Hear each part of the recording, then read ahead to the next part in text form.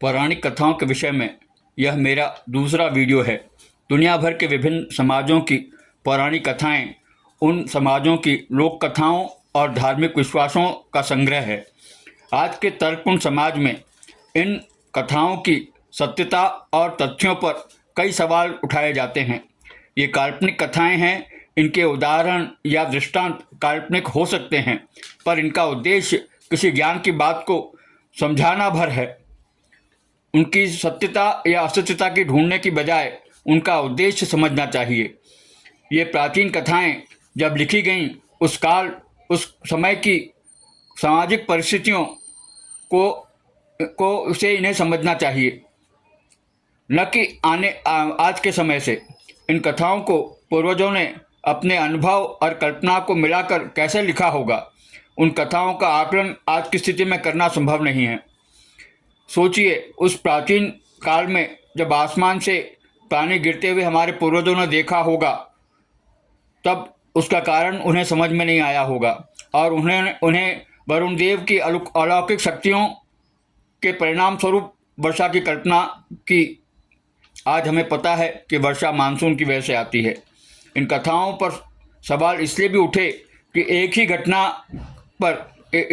घटना का विभिन्न ग्रंथों में अलग अलग अर्थ या व्याख्या की गई, जिससे कथाओं को भ्रामक बना दिया। एक समाज विशेष की धारणाओं, सांस्कृतिक और धार्मिक आधार दूसरे समाज द्वारा स्वीकार नहीं किए जाते हैं। यह भी दूसरा कारण है इन पर सवाल उठने का। तर्क कुतर्क करने वाले कुछ भी कहें, इन कथाओं की वजह से हमारा जीवन मनोरंजक और सरस है। इन कथाओं के बिना मानव अपनी सांस्कृतिक पहचान, नैतिकता और कल्पनाशीलता का आधार खो देगा। इन कथाओं ने पीढ़ी दर पीढ़ी आगे बढ़ते हुए हमें हमारी सांस्कृतिक विरासत को हम तक पहुंचाया है और आगे भी पहुंचाएंगी। ये न होती तो आज हम कला और साहित्य में शून्यता का अनुभव करते।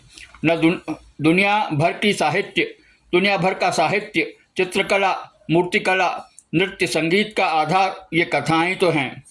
हिंदू समाज में रामायण या अन्य कथाओं का नाट्य मंचन इसका सबसे बड़ा उदाहरण है। इन कथाओं की वजह से त्योहार बने, जिन्होंने हमारे जीवन को मधुर बनाया है।